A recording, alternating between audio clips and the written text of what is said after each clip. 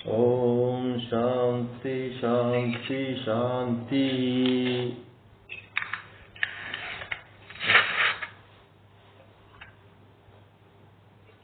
ಗುರುಗಳು ಮ್ಯೂಟ್ ಮಾಡ್ರಿ ಅದನ್ನ.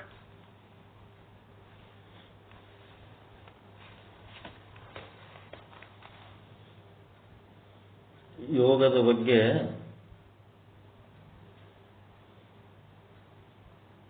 ಅನೇಕರು ಅನೇಕ ವಿಧವಾದ ಪರಿಭಾಷೆಗಳನ್ನು ಕರುಣಿಸಿದ್ದಾರೆ. ಪಾತಂಜಲಿ ಮಹರ್ಷಿಗಳು ಚಿತ್ತವೃತ್ತಿ ನಿರೋಧವೇ ಯೋಗ ಅಂತ ಹೇಳ್ತಾರೆ. ಮತ್ತೆ ಹಠಯೋಗ ಪ್ರದೀಪಿಕೆಯಲ್ಲಿ ಜೀವಾತ್ಮ ಪರಮಾತ್ಮರ ಮಿಲನವೇ ಯೋಗ ಅಂತ ಹೇಳ್ತಾರೆ. ಮತ್ತೆ ಅದೇ ಹಠಯೋಗ ಪ್ರದೀಪಿಕೆಯಲ್ಲಿ ಇನ್ನೊಂದು ಕಡೆ ಏನು ಹೇಳ್ತಾರಂದ್ರೆ, ಸಂಕಲ್ಪ ವಿಕಲ್ಪ ಮಾಡುವುದು ಮನದ ಕಾರ್ಯವಾಗಿದೆ. ಆ ಸಂಕಲ್ಪ ಮತ್ತು ವಿಕಲ್ಪಗಳನ್ನು ತ್ಯಾಗ ಮಾಡುವುದೇ ಯೋಗ ಅಂತೆ. ಮುಂದೆ ಹಠಯೋಗ ಪಾಠ ಹೇಳುವಾಗ ಇದರದ್ದು ಡೀಟೇಲ್ಸ್ ಗೊತ್ತಾಗ್ತದೆ. ಸಂಕಲ್ಪ ವಿಕಲ್ಪ ಹೆಂಗ್ ತ್ಯಾಗ ಮಾಡಬೇಕು ಅಂತ ಅಲ್ಲಿ ಮಾರ್ಗದರ್ಶನ ಮಾಡ್ತಾರೆ ಗುರುಗಳು ಹಠಯೋಗ ಹೇಳುವಾಗ. ಈಗ ಸದ್ಯ ಪರಿಭಾಷೆಗಳಷ್ಟೇ, ಡೆಫಿನೇಷನ್ ಯೋಗ ಅಂದ್ರೆ ಏನು ಅಂತ ಒಬ್ಬೊಬ್ರು ಒಂದೊಂದೇನೇನು ಹೇಳ್ತಾರ. ಯಮಾಚಾರ್ಯ ಯಮಧರ್ಮ ನರಕಾಧಿಪತಿ ನಚಿಕೇತನಿಗೆ ತೈತ್ತರೀಯ ಶಾಖೆಯ ಯಜುರ್ವೇದದ ಕಠೋಪನಿಷತ್ತಿನಲ್ಲಿ ಏನು ಹೇಳ್ತಾರ, ಯದಾ ಪಂಚಾವತಿಷ್ಠಂತೆ ಜ್ಞಾನಾನಿ ಮನಸಾ ಸಹ ಬುದ್ಧಿಶ್ಚನ ವಿಚೇಷ್ಟತೆ ತಾಮಾಹು ಪರಮಾಂ ಗತಿಂ. 6ನೇ ವಲ್ಲಿ ಶ್ಲೋಕ 10 ಕಠೋಪನಿಷತ್ತು. ಏನ್ ಹೇಳ್ತಾರೆ ಇವರು ಅಂದ್ರೆ, ಯೋಗ ಅಂದ್ರೆ ಏನು ಅಂತಂದ್ರೆ, ಯಾವಾಗ ಪಂಚ ಜ್ಞಾನೇಂದ್ರಿಯಗಳು ಮನಸ್ಸಿನೊಂದಿಗೆ ಶಾಂತವಾಗುವವೋ ಮತ್ತು ಬುದ್ಧಿ ನಿಶ್ಚಲವಾಗುವುದೋ ಅದನ್ನೇ ಪರಮಗತಿ ಎಂದು ಹೇಳುತ್ತಾರೆ. ಯೋಗ ಅಂದ್ರೆ ಏನು ಅಂತಂದ್ರೆ ಪರಮಗತಿ, ಸಮಾಧಿ. ಪರಮಗತಿ ಅಂದ್ರೆ ಏನು? ಯೋಗದ ಪರಮಗತಿ ಅಂದ್ರೆ ಸಮಾಧಿ. ಅದು ಸಮಾಧಿ ಯಾವಾಗಂತ ಹೆಂಗಾಗ್ತದಂದ್ರೆ, ಪಂಚ ಜ್ಞಾನೇಂದ್ರಿಯಗಳು ಮತ್ತು ಅದರ ಅಧಿಪತಿ ಮನಸ್ಸು ಇವೆಲ್ಲ ಶಾಂತವಾಗಬೇಕು. ಮತ್ತೆ ಬುದ್ಧಿ ನಿಶ್ಚಲವಾಗಬೇಕು. ಒಂದು ಶಾಂತವಾಗದು, ಇನ್ನೂ ಒಂದು ನಿಶ್ಚಲವಾಗದು. ಈ ರೀತಿ ಆಯ್ತಂದ್ರೆ ಅದನ್ನೇ ಪರಮಗತಿ ಎಂದು ಹೇಳುತ್ತಾರೆ. ಅದೇ ಯೋಗದ ಪರಮಗತಿ ಅಂದ್ರೆ ಸಮಾಧಿ. ಸಮಾಧಿ ಅಂದ್ರು ಒಂದೇ, ಯೋಗ ಅಂದ್ರು ಒಂದೇ. ಯೋಗದ ಪರಮಗತಿ ಅಂದ್ರೆ ಸಮಾಧಿ. ಯೋಗದ ಆರಂಭನೂ ಯೋಗನೇ, ಯೋಗದ ಸಾಧನೆನೂ ಯೋಗನೇ, ಯೋಗದ ಗುರಿನೂ ಯೋಗನೇ, ಎಲ್ಲ ಯೋಗನೇ.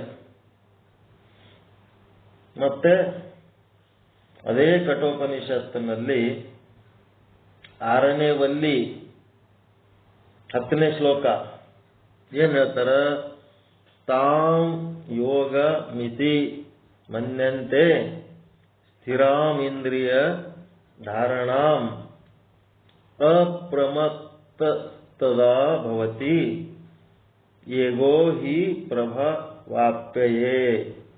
ಅಂದ್ರ ಸ್ಥಿರವಾದ ಇಂದ್ರಿಯ ನಿಗ್ರಹವೇ ಯೋಗ. ಇಂದ್ರಿಯ ನಿಗ್ರಹ ಯಾವಾಗ? ಏನೋ ಸಮಸ್ಯೆ ಆದಾಗ ನಿಗ್ರಹ ಮಾಡೋದು, ಆಮೇಲೆ ಆರಾಮಾದ್ಮೇಲೆ ಮತ್ತೆ ಇಂದ್ರಿಯ ವ್ಯವಹಾರಗಳು ಚಾಲು ಮಾಡಿಬಿಡೋದು. ಡಾಕ್ಟರು ಆರೋಗ್ಯ ಸರಿಗಿಲ್ಲ ತಿನ್ಬೇಡಪ್ಪ ಅಂದ್ರೆ ಬಿಡೋದು, ಮತ್ತೆ ಆರಾಮಾದ ಕೂಡಲೇ ಮತ್ತೆ ಚಾಲು ಮಾಡೋದು. ಹಿಂಗಾಗಿ ಇಂದ್ರಿಯ ನಿಗ್ರಹ ಹೆಂಗಿರ್ಬೇಕು? ಸ್ಥಿರವಾದ ನಿಗ್ರಹ ಇರಬೇಕು, ಅಸ್ಥಿರವಾದ ನಿಗ್ರಹ ಇರಬಾರದು.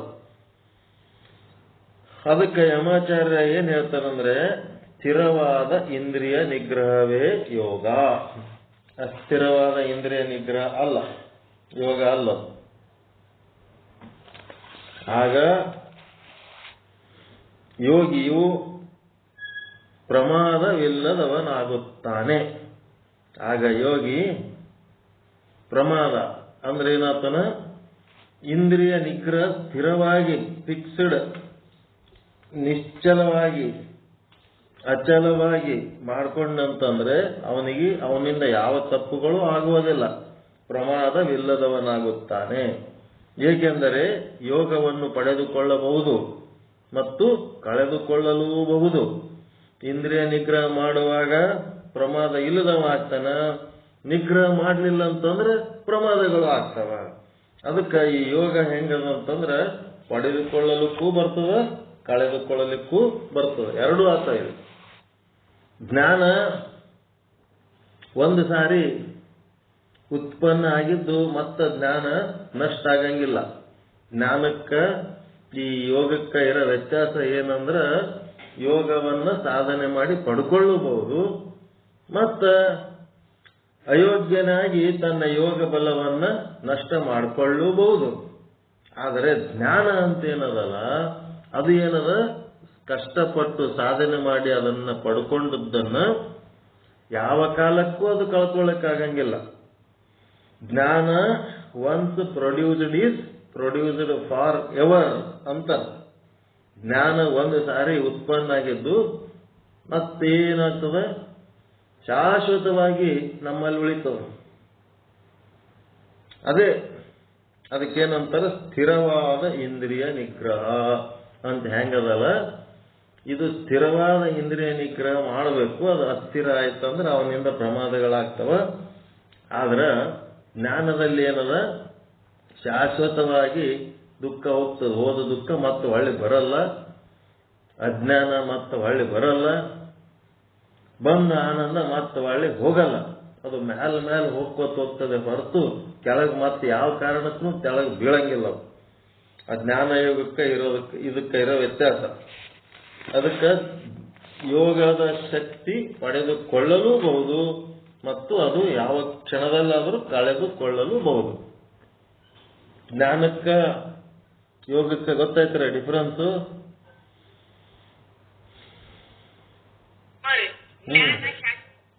ಜ್ಞಾನ ಶಾಶ್ವತವಾಗಿರ್ತದೆ.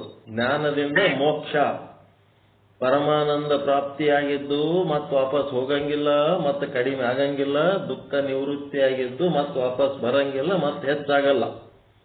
ಎಲ್ಲಿ ಯಾವ ಲೆವೆಲ್ ತನ ಹೋಗಿರ್ತೀರಿ ಆ ಲೆವೆಲ್ಗೆ ಉಳಿತದ, ಮತ್ತೆ ಬೆಳೆಸಿದ್ರೆ ಮೇಲೆ ಹೋಗ್ತದ ಹೊರತು ಕೆಳಗೆ ಬೀಳಂಗಿಲ್ಲ. ಆದ್ರೆ ಯೋಗ ಹಂಗಲ್ಲ. ಯೋಗ ಸಿದ್ಧಿಯಿಂದ ಪಡ್ಕೊಳ್ಳಬಹುದು ಮತ್ತು ಅದನ್ನು ಕಳ್ಕೊಳ್ಳಬಹುದು.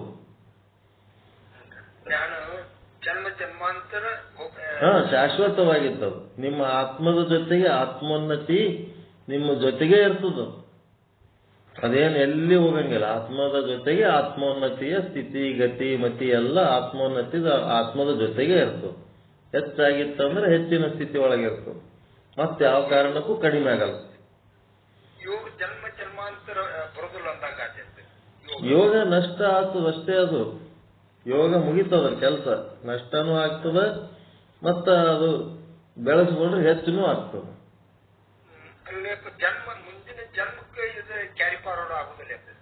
ಯೋಗ ಜನ್ಮ ಫಾರ್ವರ್ಡ್ ಆಗೋದಂದ್ರೆ ಏನದ, ಮತ್ತೆ ನೀವು ಯೋಗ ಮಾಡಿ ಅದಕ್ಕೆ ಗಟ್ಟಿ ಮಾಡ್ಕೋಬೇಕು. ಜ್ಞಾನವನ್ನ ಗಟ್ಟಿಯಾಗಿ ನಮ್ಮಲ್ಲಿ ಉಳಿಬೇಕಾದ್ರೆ ಯೋಗ ಬೇಕು. ಯೋಗ ಮಾಡಿ ಅದನ್ನು ಗಟ್ಟಿಯಾಗಿ ನಿಲ್ಲಿಸಬೇಕಾಗ್ತದೆ.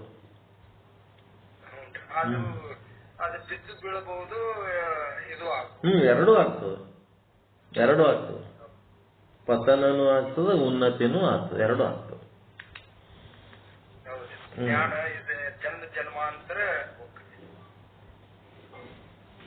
ಈಗ ನೋಡ್ರಿ, ಏನಾರ ಒಂದು ಪಾಪದ ಕೆಲಸ ಮಾಡ್ಬೇಕಂದ ಹೊತ್ನಾಗ ದೂರಿತ ಕರ್ಮವನ್ನು ಅಲ್ಲದಿರು ಅಂತ ಬರ್ತದ ಇಲ್ಲ ಒಳಗೆ. ಜ್ಞಾನ ಆಗಿತ್ತಂದ್ರೆ ಶಾಂತ ರೊಡನಾಡು, ಎಲ್ಲರ ಸಜ್ಜನರ ಸಂಘ ಸಿಕ್ತಂದ್ರೆ ಅವ್ರ ಜೊತೆಗೆ ಹೋಗಿರು ಅಂತೇಳಿ ಜ್ಞಾನ ಇತ್ತಂದ್ರೆ ಬರ್ತದ. ಫಿಕ್ಸ್ ಜ್ಞಾನ ಆಗಿರ್ಬೇಕು ಅವನಿಗೆ. ಬೇರೆ ಮಾಹಿತಿ ಮಟ್ಟಕ್ಕೆ ಇರೋದಲ್ಲ. ಜ್ಞಾನ ಆಗಿತ್ತು ಅಂತಂದ್ರೆ ಅವ ಯಾವಾಗೂ ಬಿಡಂಗಿಲ್ಲ. ಅವು 22 ಸೂತ್ರ ಏನದವ ಅವು ಓಸು ಮಾಡ್ತಾನವ. ಜ್ಞಾನ ಆಗಿತ್ತಂದ್ರೆ, ಅಜ್ಞಾನಿ ಇತ್ತಂದ್ರೆ ಅವ ಅಲಕ್ಷ್ಯ ಮಾಡ್ತಾನೆ.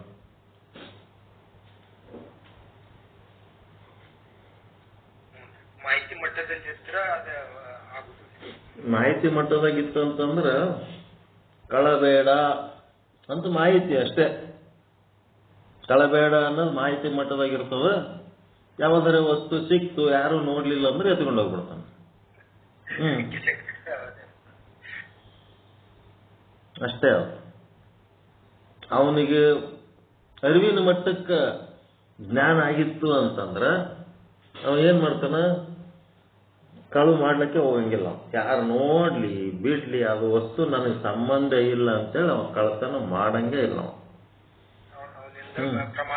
ಆಗಂಗಿಲ್ಲ. ಅದಕ್ಕೇನಂತಾರ, ಸ್ಥಿರವಾದ ಇಂದ್ರಿಯ ನಿಗ್ರಹ. ಸ್ಥಿರ, ಶಾಶ್ವತವಾಗಿದ್ದದು, ಫಿಕ್ಸ್ಡ್. ಅದರಿಂದ ಪ್ರಮಾದ ಆಗಂಗಿಲ್ಲ. ಮತ್ತೆ ಶ್ರೀಮದ್ ಭಗವದ್ಗೀತೆಯ ಪ್ರಕಾರ ಯೋಗ ಅಂದ್ರೆ ಏನು ಅಂತ, ಯೋಗಸ್ಥ ಕುರು ಕರ್ಮಾಣಿ ಸಂಗಂ ತ್ಯಕ್ತ್ಯ ಧನಂಜಯ ಸಿದ್ಧ್ಯಾ ಸಿದ್ಧೋ ಸಮೋದ್ಭೂತ ಸಮತ್ವ ಯೋಗ ಉಚ್ಯತೆ. ಸಾಂಖ್ಯ ಯೋಗ 2ನೇ ಅಧ್ಯಾಯ 48ನೇ ಶ್ಲೋಕದೊಳಗೆ ಏನ್ ಹೇಳ್ತಾನ, ಧನಂಜಯ ಕರ್ಮ ಮಾಡು. ಹೆಂಗ್ ಮಾಡ್ಬೇಕಪ್ಪ ಅಂತಂದ್ರ ಯೋಗದಾಗ ನಿಂತು ಮಾಡು. ಕರ್ಮಯೋಗ ಆಗ್ಬೇಕಲ್ಲ. ಸಂಘವನ್ನು ಬಿಟ್ಟು ಬಿಡು. ಸಂಘ ಬಿಡು ಅಂದ್ರೇನು, ಫಲಾಪೇಕ್ಷೆ.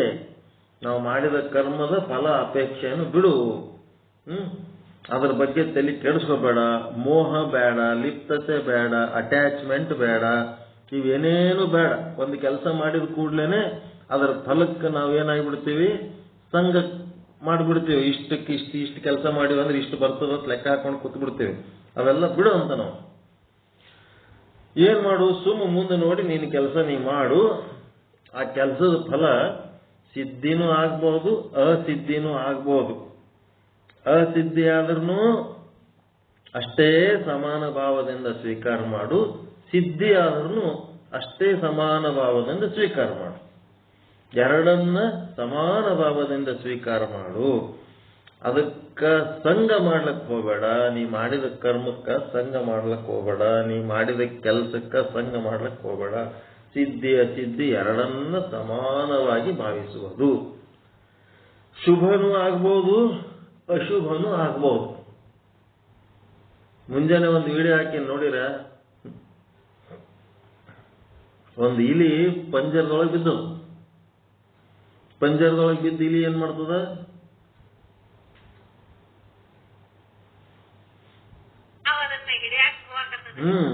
ಪಂಜರದೊಳಗೆ ಬಿದ್ದು ಇಲಿ ಏನ್ ಮಾಡ್ತದ, ಅದು ಪಂಜರದಿಂದ ಹೊರಗೆ ಬರ್ಬೇಕಂತ ಪ್ರಯತ್ನ ಮಾಡ್ತಿರ್ತದ. ಪಂಜರದಿಂದ ಹೊರಗೆ ಬರ್ಬೇಕಂತ ಪ್ರಯತ್ನ ಮಾಡಿದರೆ ಹೊರಗೆ ಒಂದು ಹಾವು ಕೂತು. ಈಗ ಪಂಜರ, ಈಗ ಅದಕ್ಕೇನು ಪಂಜರ ಆಗ್ಯದೋ ಏನೋ ರಕ್ಷಣಾ ಕವಚ ಆಗ್ಯದ. ಈಗ ಹಾವು ಪಂಜರದೊಳಗೆ ಹೋಗಂಗಿಲ್ಲ, ಇಲಿ ಹೊರಗೆ ಬರಂಗಿಲ್ಲ. ನೋಡ್ರಿ, ಪಂಜರ ಬಂಧನಕಾರಿ ದುಃಖಕಾರಿ ಅಂತ ಅನಿಸ್ತದ. ಆದ್ರ ಆ ದುಃಖ ಕೊಡಂತ ಪಂಜರ ಏನಾಗ್ಯದ, ಅಲ್ಲಿ ಹಾವು ಇದ್ದಿದ್ದಕ್ಕ ಆ ಇಲಿಗೆ ಅದೇ ರಕ್ಷಣಾ ಕವಚ ಆಗ್ಬಿಟ್ಟವು. ಹಾವು ಬೆಕ್ಕದಾಗ ಬಡದಾಡ್ಲಕ್ಕತ್ತದ. ಆದ್ರ ಇಲಿ ಬಲಿ ಒಳಗ ಸುರಕ್ಷಿತವಾಗ್ಯದ. ಈ ಪಂಜರ ದುಃಖದಾಯಕ ಅದನೋ ಏನ್ ಪಂಜರ ಅದಕ್ಕೆ ರಕ್ಷಣಾ ಕವಚ ಆಗ್ಯದು, ಸುರಕ್ಷಿತವಾಗಿತ್ತ. ನೋಡ್ರಿ ಹೆಂಗದ, ಭಾರಿ ಚಂದದ. ಮುಂಜಾನೆ ವಿಡಿಯೋ ಬಹಳ ಮಸ್ತ್ ಇತ್ತು. ಅದಕ್ಕೆ ಸಿದ್ಧಿ ಅಸಿದ್ಧಿ ಎರಡನ್ನು ಸಮವಾಗಿ ಭಾವಿಸು. ಒಬ್ಬರಿಗೆ ವಿಷ ಅನಿಸಿದ್ದು ಇನ್ನೊಬ್ಬರಿಗೆ ಅಮೃತ ಅನಿಸ್ತು. ಒಬ್ಬರ ಮಲ ಇನ್ನೊಬ್ಬರಿಗೆ ಅಮೃತ ಅನಿಸ್ತು. ಮನುಷ್ಯರು ಮಲ ಅಂತ ಬಿಟ್ಟು ಬರ್ತಾರೆ, ಅದನ್ನೇ ಮೂಗರಳಿಸ್ಕೊಂಡು ಹಂದಿ ತಿಂತದ ಇಲ್ಲ. ನೀವೇನು ದೇವರ ಮುಂದಿನ ಪ್ರಸಾದ ಎಷ್ಟು ಖುಷಿಲಿಂದ ತಿಂತೀರಿ ಅಷ್ಟೇ ಖುಷಿಲಿಂದ ಅದು ತಿಂತದ. ಇದರ ಸಿದ್ಧಿ ಅನ್ನೋದೇ ಇಲ್ಲದ, ಅಸಿದ್ಧಿ ಅನ್ನೋದೇ ಇಲ್ಲದ. ಯಾವುದು ಚಲೋ ಯಾವುದು ಕೆಟ್ಟ, ಹಿಂಗಾಗಿ ಯಾವುದ್ರ ಬಗ್ಗೆ ಆಲೋಚನೆ ಮಾಡೋದು ಬಿಟ್ಟು ಮುಂದೆ ನೋಡಿ ನಿನ್ನ ಕೆಲಸ ನೀ ಮಾಡು. ಸಿದ್ಧಿ ಅಸಿದ್ಧಿ ಎರಡನ್ನೂ ಸಮವಾಗಿ ಭಾವಿಸು. ಮತ್ತ ಫಲದ ಮೇಲೆ ಅಪೇಕ್ಷೆ ಇಲ್ಲ ಅಂತೇಳಿ ಮತ್ತು ಕರ್ಮದ ಮೇಲೆ ಅಪೇಕ್ಷೆ ಇಲ್ಲದಂಗಾದಿ ಎಲ್ಲರೇ ಕರ್ಮದಲ್ಲಿ ಹೆಂಗಿರ್ಬೇಕು? ಸಂಪೂರ್ಣ ಆಸಕ್ತಿ. ಕರ್ಮದ ಫಲದಲ್ಲಿ ಸಂಪೂರ್ಣ ನಿರಾಸಕ್ತಿ. ಇದೇ ಕರ್ಮಯೋಗ. ಯೋಗ ಅಂದ್ರೆ ಏನಂದ್ರೆ ಏನಾರ ಮಾಡ್ಕೋತಿರೋದು, ಮುಂಜಾನೆ ಹಿಡಿದು ಸಂಜೆ ತನ ಏನೋ ಮಾಡ್ತಿರ್ತೀರಿ, ಮಾಡ್ಕೋತಿರೋದು. ಏನು ಮಾಡಿಲ್ಲ ಅಂದ್ರೆ ಉಸಿರಾಡಿಸ್ಕೋತಾರ ಇರ್ತೀರ ಇಲ್ಲ, ಅಷ್ಟೊಂದು ಏನೋ ಮಾಡ್ತಿರ್ತೀರಿ. ನೀವು ಉಸಿರಾಡ್ಸೋದಕ್ಕ ಏನದಪ್ಪ ಆಯುಷ್ಯ ಸಿಗ್ಲಕತ್ತವ, ಅದರ ಫಲ. ಮತ್ತು ಉಸಿರಾಡ್ರ ಎದರಿಂದ ನಡೆದದ? ಒಳಗೆ ದೇವ್ರದನ ಉಸಿರಾಡಿಸ್ಲಕತ್ತೀರಿ. ನೀ ಅದಿ ಅಂತ ನಂದು ಉಸಿರಾಟ ನಡೆದದಪ್ಪ. ಒಳಗ ಆತ್ಮದೇವ ನೀ ಅದಿ ಅಂತ ನಂದು ಉಸಿರಾಟ ನಡೆದದ. ಒಂದನೇದು. ಮತ್ತ ನಾವು ಉಸಿರಾಡಿಸಿದ್ದಕ್ಕ ಉಸಿರಾಡಿಸಿದ ಫಲ ಏನದ? ನನ್ನ ಆಯುಷ್ಯ ವೃದ್ಧಿ. ಇವೆರಡು ಏನ್ ಮಾಡ್ಬೇಕಾಗ್ಯದ? ಅವನು ಉಸಿರಾಡಿಸಿಗೊತ್ತ ಬದುಕಿದ್ದು ಒಂದು, ಮತ್ತ ಉಸಿರಾಡಿಸಿದ್ರಿಂದ ಉಂಟಾದ ಆಯುಷ್ಯ ಫಲ, ಅವೆರಡು ನಾವು ಏನ್ ಮಾಡ್ಬೇಕು? ಈಶ್ವರ ಅರ್ಪಣ, ಭಗವಂತನಿಗೆ ಸಮರ್ಪಣ. ಮಾಡಿದ ಕರ್ಮ ಅದು ಪಾಪ ಇರ್ಬೋದು, ಪುಣ್ಯ ಇರ್ಬೋದು, ಮತ್ತು ಅದರಿಂದ ಉಂಟಾಗುವ ಸುಖ ದುಃಖ ಅದರ ಫಲ ಏನದ ಅದೆಲ್ಲ ಈಶ್ವರನಿಗೆ ಅರ್ಪಿಸಿ ಅವನೇನಾಗಿರ್ತಾನ? ಮುಕ್ತವಾಗಿರ್ತಾನ. ಹೀಗಾಗಿ ಕರ್ಮಗಳನ್ನ ಮತ್ತು ಕರ್ಮ ಫಲಗಳನ್ನ ಭಗವಂತನಿಗೆ ಸಮರ್ಪಿಸಿದ ಕಾರಣ ಅವನಿಗೆ ಆ ಕರ್ಮಗಳ ಬಂಧನ ಉಂಟಾಗುವುದಿಲ್ಲ.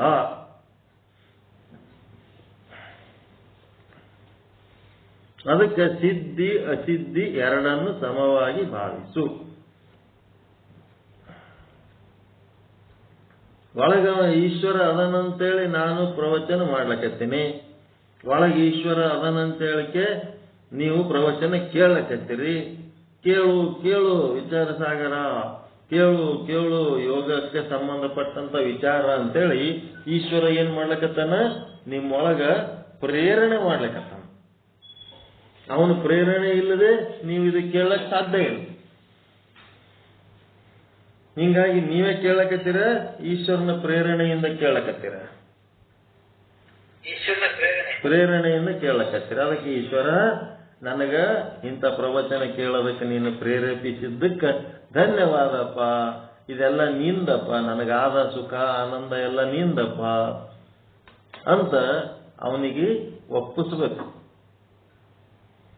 ನಾ ಕೇಳ್ತಾ ಇರೋದು ನಿನ್ನ ಕಾರಣದಿಂದ ನಾನು ಇದು ಕೇಳಕತ್ತೀನಿ, ನಾನು ಕೇಳಿದ್ದರಿಂದ ಉಂಟಾಗುವ ಕರ್ಮ ಫಲ ಏನದ ಅದನ್ನು ನಿನ್ನಿಂದನೆಯಪ್ಪ ಅಂತ ಈಶ್ವರನಿಗೆ ಸಮರ್ಪಣೆ ಮಾಡಬೇಕು. ಕರ್ಮ ಮತ್ತು ಕರ್ಮ ಫಲಗಳನ್ನು ಸಮರ್ಪಿಸಿ ಆ ಕರ್ಮ ಫಲದಿಂದ ಏನಾಗ್ತದ? ಇವೆಲ್ಲ ಸತ್ಸಂಗ ಮಾಡಿ ಕೇಳಿ ಹೇಳಿ ಪುಣ್ಯ ಬರ್ತದ ಅಂತಾರ. ಇಲ್ಲ, ಕೆಲವೊಂದ್ಸಾರಿ ಪಾಪನೂ ಆಗಿರ್ತದ ಅನ್ಕೊಳ್ಳ. ಆ ಪಾಪ ಪುಣ್ಯದ ಬಂಧನ ಆ ಮಹಾತ್ಮನಿಗೆ ಇರಂಗಿಲ್ಲ, ಕರ್ಮಯೋಗಿಗಿಲ್ಲ. ಕರ್ಮ ಬಂಧನ ಕರ್ಮಯೋಗಿಗಿಲ್ಲ. ಹೆಂಗದ ನೋಡ್ರಿ ಅದು. ಕರ್ಮ ಹೋಗಿ ಏನಾಗ್ಯದ? ಕರ್ಮ ಯೋಗಿ ಆಗ್ಯಾನ. ಅವನಿಗೆ ಲಾಭನೂ ಅಷ್ಟೇ, ನಷ್ಟನೂ ಅಷ್ಟೇ, ಸಿದ್ಧಿನೂ ಅಷ್ಟೇ, ಅಸಿದ್ಧಿನೂ ಅಷ್ಟೇ, ಶುಭನೂ ಅಷ್ಟೇ, ಅಶುಭನೂ ಅಷ್ಟೇ. ಎಲ್ಲ ಸಮವಾಗಿ ಇದ್ದು ಕರ್ಮ ಫಲಗಳನ್ನ ಪರಮಾತ್ಮನಿಗೆ ಸಮರ್ಪಿಸಿದ್ದಕ್ಕ ಅವನಿಗೆ ಆ ಕರ್ಮದ ಬಂಧನ ಉಂಟಾಗುವುದಿಲ್ಲ. ಈ ಸಮತ್ವವೇನದ ಅಲ್ಲ, ಈ ಸಮತ್ವವೇ ಯೋಗ. ಸಮತ್ವವೇ ಯೋಗ.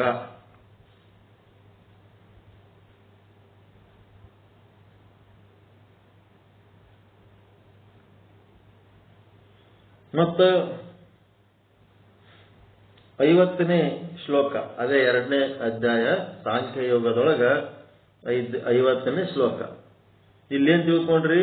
ಸಿದ್ಧಿ ಅಸಿದ್ಧಿ ಎರಡನ್ನ ಸಮಾನವಾಗಿ ಭಾವಿಸುವ ಈ ಸಮತ್ವವೇ ಯೋಗ ಅಂತ ಹೇಳಿದರು. ಮುಂದೇನು ಹೇಳ್ತಾನ ಇನ್ನ ಒಂದು ಶ್ಲೋಕದೊಳಗ,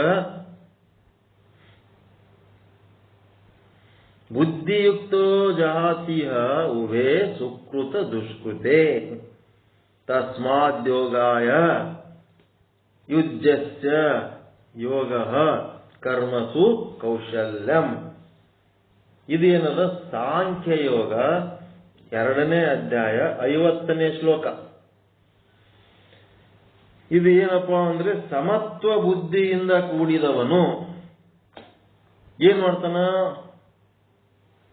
ಯಾರ್ದು ಬುದ್ಧಿ ಈ ರೀತಿ ಸಮತ್ವ ಇರ್ತದ ಅವರಿಗೆ ಪಾಪ ಪುಣ್ಯ ಅಂಟುಕೊಳ್ಳಂಗಿಲ್ಲ. ಅದು ಎಲ್ಲಿ ಅಂದ್ರೆ ಇಲ್ಲೇ ಉಳಿದು ಬಿಡ್ತದ. ಸಮತ್ವ ಬುದ್ಧಿ ಇದ್ದವನಿಗೆ ಪಾಪ ಪುಣ್ಯಗಳ ಕರ್ಮಗಳೇನತ್ತವ ಇಲ್ಲೇ ಉಳಿದು ಬಿಡ್ತಾವ, ಇಲ್ಲಿಯೇ ಬಿಡುವನು. ಸಮತ್ವ ಬುದ್ಧಿಯಿಂದ ಕೂಡಿದವನು ಪಾಪ ಪುಣ್ಯಗಳೆರಡನ್ನೂ ಇಲ್ಲಿಯೇ ಬಿಡುವನು.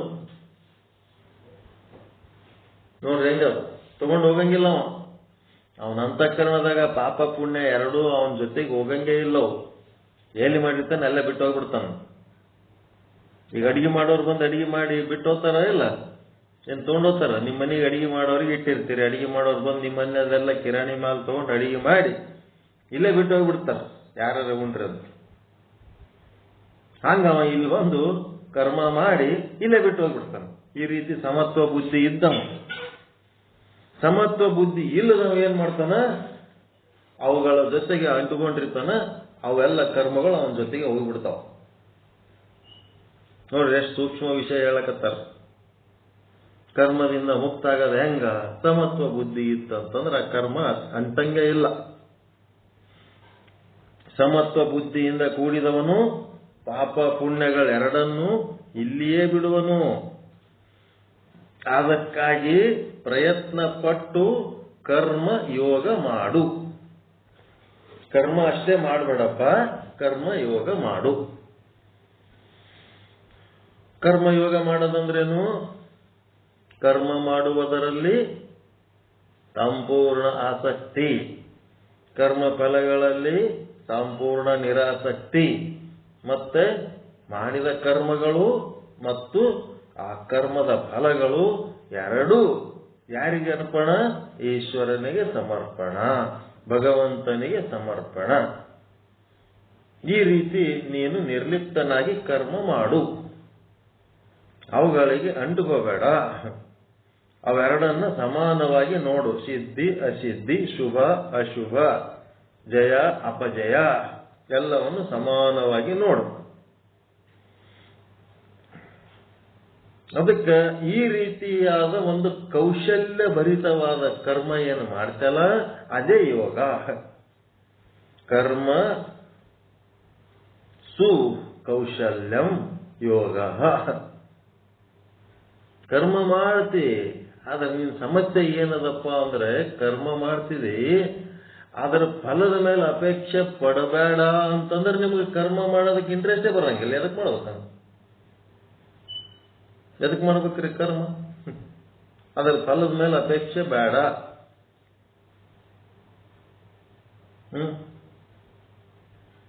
ಫಲದ ಮೇಲೆ ಅಪೇಕ್ಷೆ ಇತ್ತಂದ್ರೆ, ನಮ್ಮ ಕಾಲೇಜ್ನೊಳಗ ಒಬ್ಬರು ಬಂದಿದ್ರು, ಧ್ರುವ ಅಂತ ಬೆಂಗಳೂರವ್ರು. ಅವ್ರೇನ್ ಮಾಡಿದ್ರು, ಹೆಂಗೋ ಪತ್ತ ಹಚ್ಕೊಂಡು ಬಂದ್ರು, ನೀವು ಚಲೋ ಮಾತಾಡ್ತೀರಿ, ನಿಮ್ಮ ಹೆಸರ ಮೇಲೆ ನಾವು ಒಂದು ರಂಗ ಮಂಟಪ ಹಿಡಿತೀವಿ, ಎಲ್ಲರೂ ಕೂಡಿ ದೊಡ್ಡ ದೊಡ್ಡ ಇಂಡಸ್ಟ್ರೀಸ್ ಓನರ್ಗಳು ಅಂಥವ್ರು ಇಂಥವ್ರು ಇರ್ತಾರೆ, ಅವ್ರಿಗೆಲ್ಲ ಟಿಕೆಟ್ ಹಂಚ್ತೀವಿ. ಆ ರಂಗ ಮಂಟಪದ್ದು ಅದ್ರದ್ದು ಏನ್ ಖರ್ಚು ಹೋಗ್ತದ ಆದ್ಮೇಲೆ ಉಳಿದ ರೊಕ್ಕದಾಗ ನಮಗಿಷ್ಟು ನಿಮಗಿಷ್ಟು ಮಾಡ್ಕೊಳ್ಳೋಣ. ಇಲ್ಲಿ ನಿಮ್ಗೊಂದು ತಿಂಗಳಿಗೆ ಪಗಾರ ಏನ್ ಕೊಡ್ತಾರ ಅದಕ್ಕಿಂತ ಹೆಚ್ಚಲ್ಲಿ ಬರ್ತದ ಬರ್ರಿ ಅಂತ.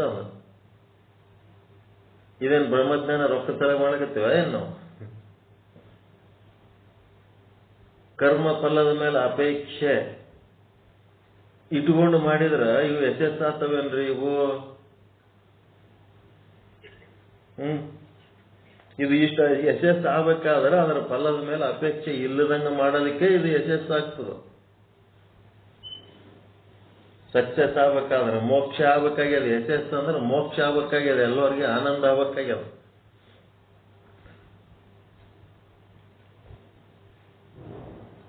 ಅದಕ್ಕೆ ಆ ಫಲನೂ ನಿಂದೆ, ಆ ಕರ್ಮನೂ ನಿಂದೆ, ಈಶ್ವರ ಅರ್ಪಣ. ಅವು ಎರಡೂ ನಮಗೆ ಸಂಬಂಧ ಇಲ್ಲ. ಬಹಳ ಮಂದಿಗೆ ನಾ ಸತ್ಸಂಗ ಹೇಳಿನಿ ಅಂತ ಹೇಳಕ್ಕೆ ದೊಡ್ಡ ಪುಣ್ಯವಂತ ಅಂತ ನಾನೇ ತಿಳ್ಕೊಂಡ್ರೆ ಆ ಪುಣ್ಯ ಮಾಡಬೇಕು, ಪಾಪ ಅಂತ ಏನು ಅಂಟುಕೊಂಡದಲ್ಲ ಅದಕ್ಕಿಂತ ಕಡು ಮೂರ್ಖತನ ಪುಣ್ಯಕ್ಕೆ ಅಂಟುಕೊಳ್ಳೋದು. ಪುಣ್ಯ ಮಾಡ್ಬೇಕು ಪುಣ್ಯ ಮಾಡ್ಬೇಕು ಪುಣ್ಯ ಮಾಡ್ಬೇಕಂತಂದ್ರೆ ಪುಣ್ಯಕ್ಕೆ ಅಂಟುಕೊಂಡ್ರೆ ಏನಾಗ್ತದ? ಆ ಪುಣ್ಯ ಅನುಭವಿಸ್ಲಕ್ ಮತ್ ಪುನರ್ಜನ್ಮ ತಾಳೆ ಬರ್ಬೇಕ. ಅದಕ್ಕೆ ಪಾಪ ಎಷ್ಟು ಡೇಂಜರು, ಅದಕ್ಕಿಂತ ಡೇಂಜರ್ ಪುಣ್ಯ. ಎರಡೂ ನಾವು ಇಲ್ಲೇ ಬಿಟ್ಟು ಹೋಗೋದು. ಅದ್ರ ಬಗ್ಗೆ ನಮಗೆ ಯಾವುದೇ ರೀತಿಯ ಅಟ್ಯಾಚ್ಮೆಂಟ್ ಬೇಡ. ಅದಕ್ಕೆ ಬುದ್ಧಿಯಿಂದ ಕೂಡಿದವನು ಪಾಪ ಪುಣ್ಯಗಳೆರಡನ್ನ, ಎಂತ ಬುದ್ಧಿ? ಸಮತ್ವ ಬುದ್ಧಿಯಿಂದ ಕೂಡಿದವನು ಪಾಪ ಪುಣ್ಯಗಳೆರಡನ್ನು ಇಲ್ಲಿಯೇ ಬಿಡುವನು.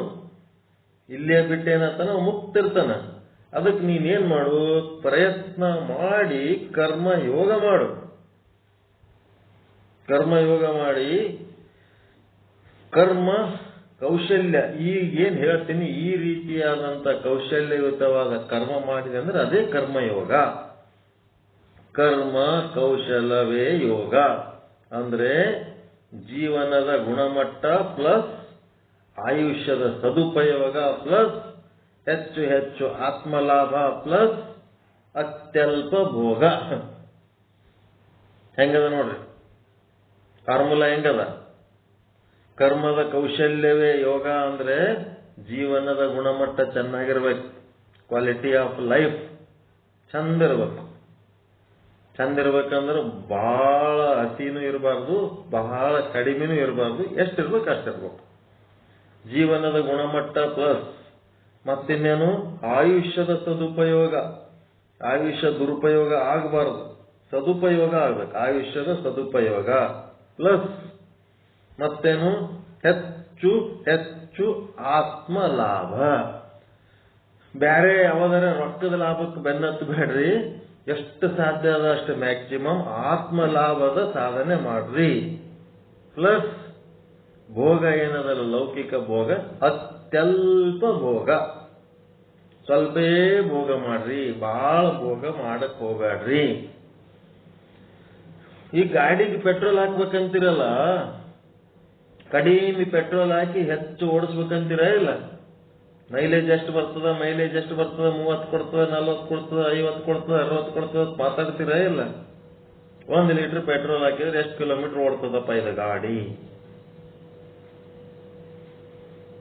ಅಂದ್ರ ಕಡಿಮೆ ಪೆಟ್ರೋಲ್ ಹಾಕಿ ಹೆಚ್ಚು ಓಡಿಸ್ಬೇಕಂತೀರ ಇಲ್ಲ? ಅತ್ಯಲ್ಪ ಭೋಗ. ಅದೇ ರೀತಿ ನಿಮ್ ಬಾಡಿಗೆ ಸಹಿತ ಕಡಿಮೆ ಕೂಳ್ ಹಾಕಿ ಜಗ್ಗಿ ಕೆಲಸ ಹಚ್ಬೇಕು. ಅದಕ್ಕೆ ಜಗ್ಗಿ ಊಟ ಮಾಡಿಸಿ ಏನು ಕೆಲಸ ಹಚ್ಚಲಾರ್ದಂಗೆ ಮೂಲೆಗೆ ಕುಂದಿರ್ಸಿದ್ರ ಅದು ಯೋಗ ಹೋಗಿ ಭೋಗ ಹೋಗಿ ರೋಗ ಆಗ್ತದೆ ಅಷ್ಟೇ. ಅದಕ್ಕೆ ಯೋಗ ಅಂದ್ರೇನು? ಕರ್ಮ ಕೌಶಲ್ಯದ ಯೋಗ ಅಂದ್ರೆ ಜೀವನದ ಗುಣಮಟ್ಟ ಚಂದ ಇಟ್ಕೋಬೇಕು. ಆಹಾರ, ನಿದ್ರೆ, ಭಯ, ಮೈಥುನ, ಇರೋದಕ್ಕೆ ಮನಿ, ಮಕ್ಕಳು ಎಲ್ಲಾನು ಒಂದು ಡಿಸಿಪ್ಲಿನ್ ಚಂದ ಇಟ್ಕೋಬೇಕು, ಶಿಸ್ತಿರ್ಬೇಕು. ಮತ್ತೆ ನಾವು ಸಂತೋಷವಾಗಿರ್ಬೇಕು. ಮತ್ತೆ ಆಯುಷ್ಯದ ಸದುಪಯೋಗ, ಎಲ್ಲಿ ಟೈಮ್ ವೇಸ್ಟ್ ಮಾಡಬಾರದು.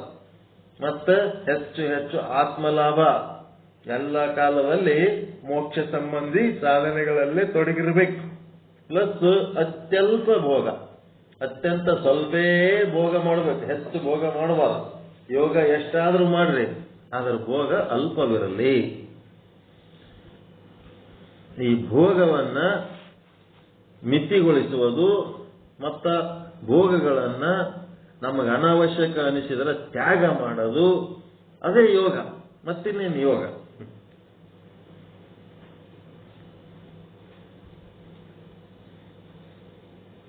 ಹಿತವಾಗಿ ಮಿತವಾಗಿರ್ಬೇಕು ಭೋಗ. ಆ ಮಾಡೋದ್ರಿಂದ ಏನಾಗಬೇಕು? ಸಾಧನೆ ಆಗ್ಬೇಕು, ಬಾಧನೆ ಆಗ್ಬಾರ್ದು, ಅಹಿತ ಆಗ್ಬಾರ್ದು. ಹಾಗಿರ್ಬೇಕು ಭೋಗ.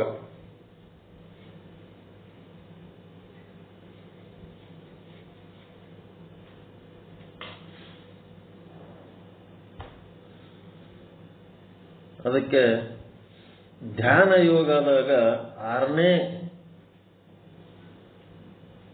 ಎಷ್ಟಾಯ್ತು ಟೈಮ್? 10-15 ಆಗ್ಯದ, ಸಾಕು. ಟೈಮ್ ಆಗ್ಯದ, ಉಳಿದದ್ದು ನಾಳೆ ನೋಡೋಣ. ಇವತ್ತು ಸಾಕಲ್ರಿ ಇಷ್ಟು? ಒಂದು 10 ನಿಮಿಷ ಹೇಳ್ಬೇಕು. ಮಾಹಿತಿಗಳು ಚೆನ್ನಾಗಿ ಸಿಗ್ಲಕತ್ತವಲ್ರಿ ಯೋಗ ಎಂದರೇನು ಅಂತ?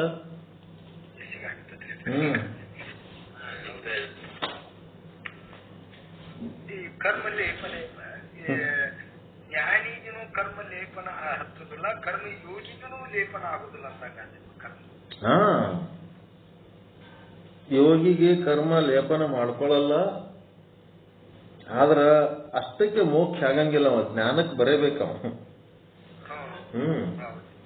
ಕರ್ಮ ಏನ್ ಮಾಡ್ತದ? ಫಲಗಳಲ್ಲಿ ಸಿದ್ಧಿ ಅಸಿದ್ಧಿ ಬಗ್ಗೆ ಚಿಂತೆ ಮಾಡಿ ಮನಸ್ಸು ಬುದ್ಧಿ ಬ್ಯಾಲೆನ್ಸ್ ಔಟ್ ಆಗ್ತಿರ್ತಾವ, ಅಳ್ಳಾಡಿಸ್ತಾವ ಮನಸ್ಸನ್ನ. ಅದಕ್ಕೆ ಏನ್ ಮಾಡ್ಬೇಕು ನಾವು? ಸಿದ್ಧಿ ಅಸಿದ್ಧಿ ಎರಡರಲ್ಲಿ ಸಮತ್ವ ಭಾವ ತಾಳದೇವಂತಂದ್ರೆ ಅದು ನಿಶ್ಚಲ ಚಿತ್ತ ಆಗ್ತದ. ಶುಭ ಅಶುಭಗಳು ಏನ್ ಮಾಡ್ತಾವ? ಚಂಚಲ ಚಿತ್ತ ಮಾಡ್ತಾವ. ಆ ಶುಭನು ಅಷ್ಟೇ ಅಶುಭನು ಅಷ್ಟೇ ಅಂತೇಳಿ ಇವನ್ ಏನ್ ಮಾಡ್ಬೇಕು? ಚಿತ್ತ ಸಮತೆ ಕಾಯ್ಕೊಂಡು ಹೋಗ್ಬೇಕು. ಚಿತ್ತ ಸಮತೆ ಕಾಯ್ಕೊಂಡ್ರೆ ಆ ಸಮಚಿತ್ತನೇ ಆ ಪರಮಾತ್ಮನ ಪ್ರತಿಬಿಂಬವನ್ನ ಗ್ರಹಿಸುವುದಕ್ಕೆ ಯೋಗ್ಯ ಆಗ್ತದೆ, ಹದ ಆಗ್ತದೆ.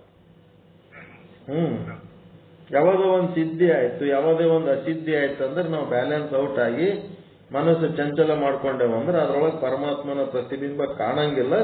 ಒಂದು ವೇಳೆ ಇದ್ದ ಪ್ರತಿಬಿಂಬ ಸಹಿತ ಎದ್ದೋಗ್ಬಿಡ್ತು, ಚಂಚಲ ಆಗಿಬಿಟ್ಟೇವಂತಂದ್ರೆ. ಅದಕ್ಕೆ ಅಂತಾರ ನೋಡ್ರಿ, ಮನೆಯೊಳಗೆ ಯಾವ ಮನೆಯೊಳಗೆ ಕಿರಿಕಿರಿ ಇರ್ತದ ಆ ಮನೆಯೊಳಗೆ ಲಕ್ಷ್ಮಿ ನಿಂದ್ರಂಗಿಲ್ಲ, ಹೋಗ್ಬಿಡ್ತಾಳಂತ. ಲಕ್ಷ್ಮಿ ಅಂದ್ರೆ ಏನು? ರೊಕ್ಕ ಅಲ್ಲ, ಶಾಂತಿ, ನೆಮ್ಮದಿ, ಆನಂದ, ಆರೋಗ್ಯ, ಅದೇ ಲಕ್ಷ್ಮಿ. ಬರೀ ರೊಕ್ಕ ಒಂದೇ ಲಕ್ಷ್ಮಿ ಅಲ್ಲ. ಕಿರಿಕಿರಿ ಚಂಚಲತೆ ಇತ್ತಂತಂದ್ರ ಅವೆಲ್ಲ ಇರಂಗಿಲ್ಲ. ನೆಮ್ಮದಿ ಆರೋಗ್ಯ ಎಲ್ಲ ಹಾಳಾಗಿ ಹೋಗ್ಬಿಡ್ತಾವಂತ. ಅಲ್ಲಿ ಇರಂಗೇ ಇಲ್ಲ, ನಡಿ ಹೋಗಮ್ಮ, ಇಲ್ಲಿ ಉಪಯೋಗ ಇಲ್ಲ ನಾವಿರೋದಂತವಂತ. ಹಿಂಗಾಗಿ ಕರ್ಮ ಮಾಡುವುದರಲ್ಲಿ ಸಂಪೂರ್ಣ ಆಸಕ್ತಿ, ಅದರೊಳಗೆ ಏನೇನು ಆಸಕ್ತಿ ಕಡಿಮೆ ಆಗಂಗಿಲ್ಲ. ಆದರೆ ಕರ್ಮ ಫಲಗಳಲ್ಲಿ ಸಂಪೂರ್ಣ ನಿರಾಸಕ್ತಿ. ಈಶ್ವರನ ಸೇವೆ ಅಂತೇಳಿ ಎಲ್ಲ ಕೆಲಸಗಳು ಮಾಡಬೇಕು. ಅದರ ಫಲಗಳು ಏನೇ ಇದ್ರೂ ಸಹಿತ ಅವೆಲ್ಲ ಈಶ್ವರನವೇ ಫಲಗಳು ಅಂತೇಳಿ ಆ ಈಶ್ವರನಿಗೆ ಸಮರ್ಪಣೆ ಮಾಡಿ ತಾನು ಅವೆಲ್ಲವುಗಳಿಂದ ಮುಕ್ತವಾಗಿರಬೇಕು. ಅಲ್ಲಿ ಸಿದ್ಧಿ ಆದ್ರೂ ಈಶ್ವರನಂದೇ, ಅಸಿದ್ಧಿ ಆದ್ರೂ ಈಶ್ವರನಂದೇ. ಅದಕ್ಕೆ ಬಸವಣ್ಣವ್ರದ್ದು ಒಂದು ಫೇಮಸ್ ವಚನ ಅದ, ಏನು? ಎನ್ನ ವಾಮ ಕ್ಷೇಮ ನಿನ್ನದಯ್ಯ. ಕ್ಷೇಮ ಇರ್ಬೋದು, ವಾಮ ಇರ್ಬೋದು. ಎನ್ನ ಲಾಭ ಹಾನಿ ನಿನ್ನದಯ್ಯ, ಎನ್ನ ಮಾನ ಅಪಮಾನ ನಿನ್ನದಯ್ಯ. ಮಾನನು ನಿಂದೆ, ಅಪಮಾನನು ನಿಂದೆ, ಲಾಭನೂ ನಿಂದೆ, ಹಾನಿನೂ ನಿಂದೆ. ಚಂದದಿಲ್ರಿ ವಚನ? ಎಲ್ಲ ನಿಂದೆ ಅಪ್ಪ, ನಂದೇನಲ್ಲ ಇದ್ರಾಗ, ನಾನೇ ಯಾಕೆ ಅದ್ರ ಬಗ್ಗೆ ಚಿಂತೆ ಮಾಡ್ಲಿ ಅಂತ.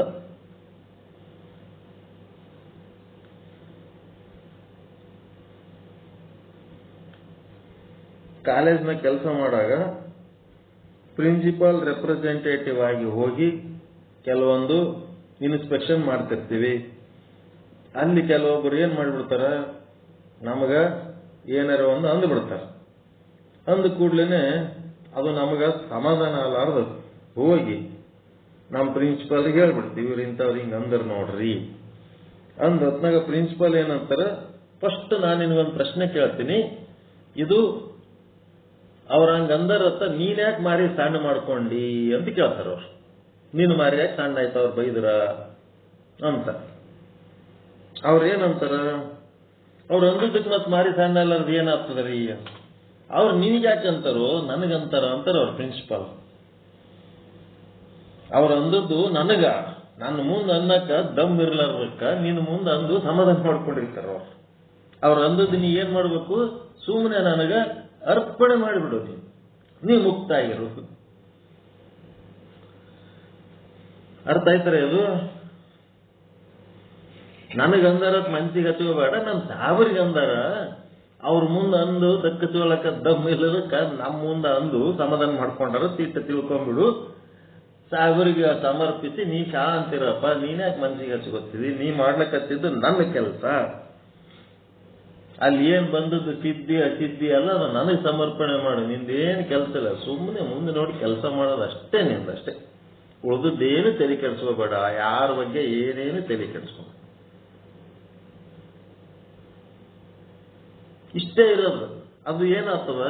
ಹಾಗಿದ್ದೇವಂದ್ರೆ ಅದು ಕರ್ಮ ಯೋಗ ಆಗ್ತದ.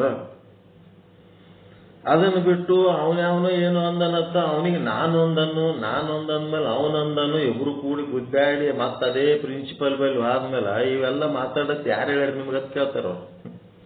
ಏನೇನು ಮಾತಾಡಬೇಡ್ರಿ, ನಿಮ್ ಕೆಲಸ ನೀವು ಮಾಡ್ರಿ, ನಿಮ್ ಕೆಲಸ ನೀವು ಮಾಡ್ರಿ.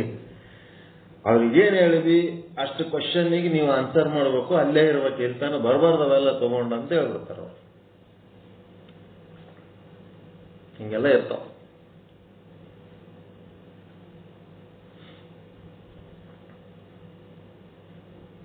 ಅದಕ್ಕೆ ಈ ಸಮತ್ವ ಬುದ್ಧಿ ಏನದಲ್ಲ, ಇದು ಎದರಿಂದ ಬರ್ತದ ಅಂದ್ರೆ ಇದು ನಾನು ನನ್ನದು ಅನ್ನೋದು ಬಿಟ್ಟು ಇದು ಎಲ್ಲ ಈಶ್ವರನದು. ಈಶ್ವರನೇ ಇದೆಲ್ಲ ಮಾಡಿಸ್ಲಿಕ್ಕತ್ತಾನ, ಇದೆಲ್ಲ ಈಶ್ವರನ ಪ್ರೇರಣೆಯಿಂದ ನಡೆದದ ಅಂತೇಳಿ ನಾವು ಮಾಡಿ ಮುಕ್ತರಾಗಿರ್ಬೇಕು ಅನ್ನೋದು ಹೇಳ್ತಾರೆ ಇಲ್ಲಿ. ಹಂಗಂತೇಳಿ ಆ ಫಲದೊಳಗೆ ಅಪೇಕ್ಷೆ ಬೇಡ ಅಂತಂದ್ರ ಕರ್ಮ ಮಾಡೋದ್ರಾಗ ಅಪೇಕ್ಷೆ ಕಳ್ಕೋಬೇಡ. ಕರ್ಮ ಸಂಪೂರ್ಣ ಆಸಕ್ತಿಲಿಂತ ಮಾಡಬೇಕು, ಮಾಡಲೇಬೇಕು. ಅದರ ಫಲ ಅಪೇಕ್ಷೆಯಲ್ಲಿ ಸಂಪೂರ್ಣ ನಿರಾಸಕ್ತನಾಗಿರಬೇಕು. ಕರ್ಮ ಮತ್ತು ಕರ್ಮ ಫಲ ಎರಡನ್ನ ಈಶ್ವರನಿಗೆ ಸಮರ್ಪಿಸಿರಬೇಕು. ಇಷ್ಟೇ. ಈ ರೀತಿಯಂತ ಕೌಶಲ್ಯ ಉಳ್ಳಂತ ಕರ್ಮ ಏನು ಮಾಡ್ತಿ ಅದೇ ಕರ್ಮಯೋಗ, ನೀನೇ ಕರ್ಮಯೋಗಿ. ಅಷ್ಟೇ. ಎಷ್ಟು ಸರಳದರಿ ಅದು.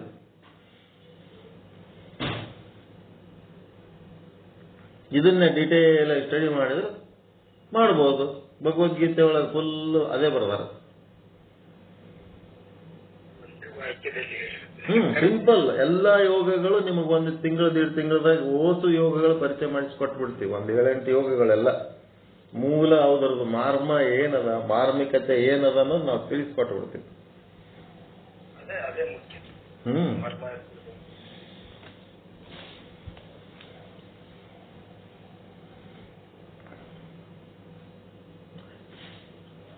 ಓಂ ಸಹನಾವವತು ಸಹನೌ ಭುನಕ್ತು ಸಹ ವೀರ್ಯಂ ಕರವಾವಹೈ ತೇಜಸ್ವಿನಾವಧೀತಮಸ್ತು ಮಾ ವಿದ್ವಿಷಾವಹೈ.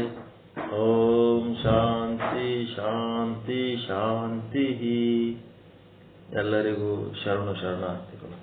ಎಲ್ಲರಿಗೂ ಶರಣು ಶರಣ.